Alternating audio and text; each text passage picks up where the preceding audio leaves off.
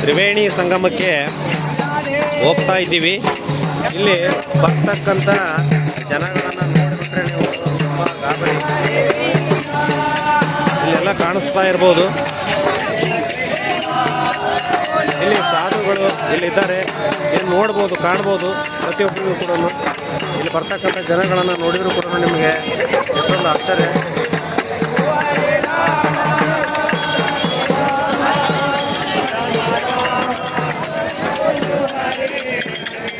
ಇದು ತ್ರಿವೇಣಿ ಸಂಗಮಕ್ಕೆ ಹೋಗುತ್ತಿರುವಂಥ ಪ್ರಸಂಗ.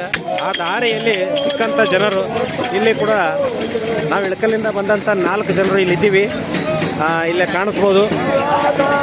ಅವು 4 ಜನರು ಕೂಡ ಇಲ್ಲೇ ನಮ್ಮೊಟ್ಟಿಗಿದ್ದಾರೆ. ಈ ಜನ ನೋಡಿ ನಾವು ಮುಂದೆ ಹೇಗೆ ಹೋಗಬೇಕು ಈ ಜನಗಳ ಮಧ್ಯೆ ಅಂತೇಳಿ ವಿಚಾರ ಮಾಡ್ತಾ ಇದ್ದೀವಿ. ಇನ್ನೂ ನಮ್ಮ ಜೊತೆಗೆ ಬಂದಂಥ 4 ಜನರು ಕೂಡ ಅವ್ರಿಗೋಸ್ಕರ ನಾವು ಇಲ್ಲಿ ಕಾಯ್ತಾ ಇದ್ದೀವಿ. ಯಾಕಂದರೆ ಈ ಜನಗಳ ಮಧ್ಯೆ ಆ ಲೊಕೇಶನ್ ಹಾಕಿದರೂ ಕೂಡ ಸಿಗದೇ ಇರುವಂಥ ಪರಿಸ್ಥಿತಿ, ಅಷ್ಟೊಂದು ರಶ್ ಇದೆ.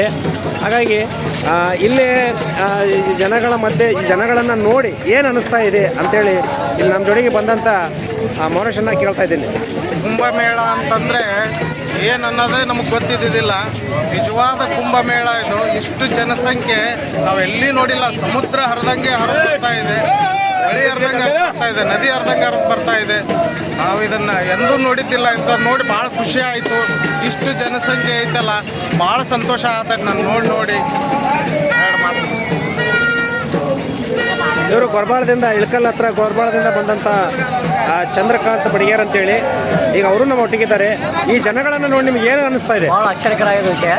ಯಾಕಂದರೆ ಇದು ಕುಂಭಮೇಳ 144 ವರ್ಷಕ್ಕೊಮ್ಮೆ ಬರುವುದರಿಂದ ಜನರಿಗೆ ಒಂದು ಸಂತೋಷ ವಿಷಯ ಅಂತ ಎಲ್ಲರೂ ಬಂದು ಈ ಕುಂಭಮೇಳಕ್ಕೆ ಭಾಗವಹಿಸ್ತಾರೆ. ಆದರೂ ಇದು ಸನಾತನ ಧರ್ಮ ಇನ್ನೂ ಉಳಿಲಿಕ್ಕೆ ಇದು ಒಂದು ಕಾರಣ ಅನಿಸುತ್ತೆ ನನಗೆ. ಯಾಕಂದರೆ ಜನ ಇದು ಎಷ್ಟೋ ರಶ್ ಇದ್ದರೂ ಯಾರೂ ನಾವೇ ಅಲ್ಲಿ ರೈಸ್ ಶೆಟ್ಟಿ ಹೋಗಬಾರ್ದು ಅಂತ ಯಾರೂ ಅಂದ್ಕೊಂಡಿಲ್ಲ. ನಾವು ನಮ್ಮ ಈ ಸನಾತನ ಉಳಿಸಬೇಕು, ನಾವು ಮಾಡಬೇಕಾದ್ರೆ ಈ ಕುಂಭಮೇಳದಾಗ ಎಲ್ಲರೂ ಭಾಗವಹಿಸಿ ಯಶಸ್ವಿಯಾಗಿ ಮಾಡ್ತಾರೆ ಅಂತ ಹೇಳ್ತೀನಿ. ಓಕೆ, ಇನ್ನೊಬ್ಬರಿಲ್ಲ ನಮ್ಮ ಜೊತೆಗೆ ಬಂದಂಥ ಮಲ್ಲಿಕಾರ್ಜುನ್ ಅವರು ಕೂಡ ನಮ್ಮ ಒಟ್ಟಿಗೆ ಬಂದಿದ್ದಾರೆ. ಈ ಜನಗಳನ್ನು ನೋಡೋದೇ ಒಂದು ಸಂಭ್ರಮ ಅಂತಂದು ಹೇಳ್ತಾ ಇದ್ದಾರೆ ಅವರು. ಈಗ ಅವ್ರ ಬಾಯಿಲಿಂದನೇ ಕೇಳೋಣ, ಹೇಗೆ ಅನ್ನಿಸ್ತಾ ಇದೆ ನಿಮಗೆ? 144 ವರ್ಷ ಕುಂಭಮೇಳದ ಸಂಬಂಧ ಬಂದಿವ್ರು ನಾವು ಇಲ್ಲಿಗೆ. ನಮಗೆ ತುಂಬ ಖುಷಿಯಾಗಿದೆ. ಇಷ್ಟು ಮಾತ್ರ ಹೇಳಕ್ಕೆ ಇಷ್ಟಪಡ್ತೇವೆ ನಾವು. ಈ ಜನಗಳನ್ನು ನೋಡಿ ಹೇಗೆ ಅನಿಸ್ತಾ ಇದೆ ನಿಮಗೆ? ತುಂಬ ಖುಷಿಯಾಗಿದೆ. ಇಷ್ಟು ಜನಗಳನ್ನು ಎಲ್ಲಾದರೂ ನೋಡಿದ್ದೀರಾ ನೀವು ಮೊದಲು? ಈ ಮೊದಲು ನೋಡಿಲ್ಲ. ಅದ ಉದ್ದೇಶಕ್ಕನ ಬಂದಿದ್ದಾರೆ ಇಲ್ಲಿ ನೋಡೋ ಸಂಬಂಧ. ಈಗ ನಿಮ್ಮ ಒಟ್ಟಿಗೆ ಬಂದಂಥ ಇನ್ನೂ 4 ಜನರು ಅವ್ರೇನು ಸಿಕ್ಕರ ಏನೋ ಸಿಕ್ಕಿಲ್ವಾ? ಸಿಗ್ತಾರೆ, ಬರ್ತಾ ಇದ್ದಾರೆ ಸದಾ.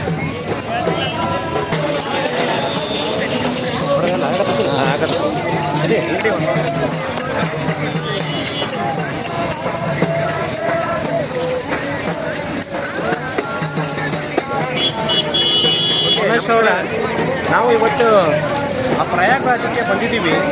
ನಾವು ನದಿಯನ್ನು ನೋಡಿದ್ದೀವಿ. ಆ ನದಿ ಹೇಗೆ ನೀರು ಧುಮ್ಮುಕ್ಕಿ ಹರಿತಾ ಇದೆ, ಆ ರೀತಿಯಲ್ಲಿ ಜನಗಳನ್ನು ನೋಡ್ಬೋದು, ಆ ರೀತಿ ಜನಸಾಗರವನ್ನು ನೋಡ್ಬೋದು.